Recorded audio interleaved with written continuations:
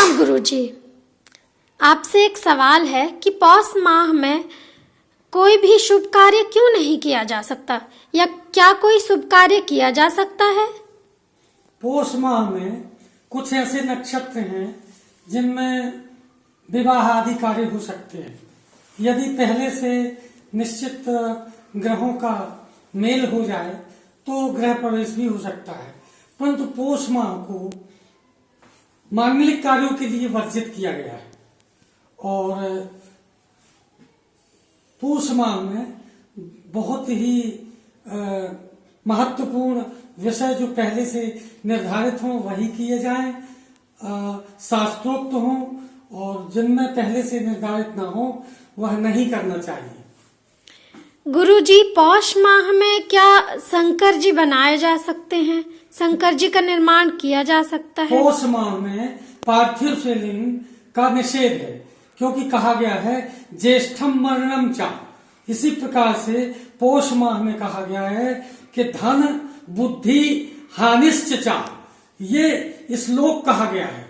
इसलिए पौष माह में पार्थिव शिवलिंग का निर्माण नहीं करना चाहिए।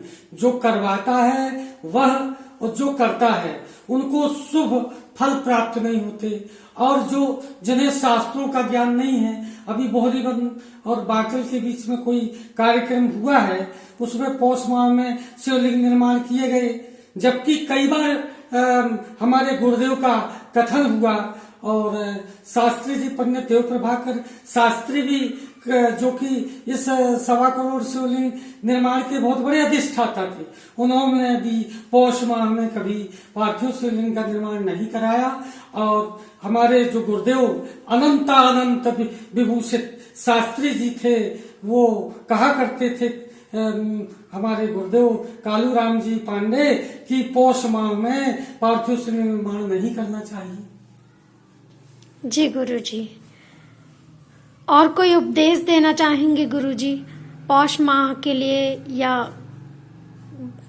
इस समय किस? जी, पार्थिव शिवलिंग निर्माण के प्रारंभ में बताया गया है कि श्रावण का महीना, फाल्गुन का महीना, अगहन का महीना और कुआर का महीना, और इस प्रकार से फाल्गुन का महीना, ये महीना पार्थिव शिवलिंग निर्माण के लिए बहुत श्रेष्ठ और श्रेयस्कर कहे गए हैं। इसलिए धन के कारण, अपने यश को बढ़ाने के लिए, वैभव के कारण ये अनाधिकृत व्यक्ति यदि कुछ करेगा तो निश्चित रूप से वह पाप का भागी बनेगा, क्योंकि स्त्री पुरुष, विद्वान गरीब अमीर और विद्यावान या अविद्यावान, सबके लिए संविधान में, सत्य सनातन धर्म सभा के ग्रंथों में और हमारे भगवान के नियमों में एक सी नियमावली है। यहाँ पे कोई शिथिलता नहीं बरती जाती, परंतु हम अहंकार के कारण अपने आप को इतना बड़ा मान बैठते हैं कि छोटे बड़े में भेद समाप्त कर देते हैं।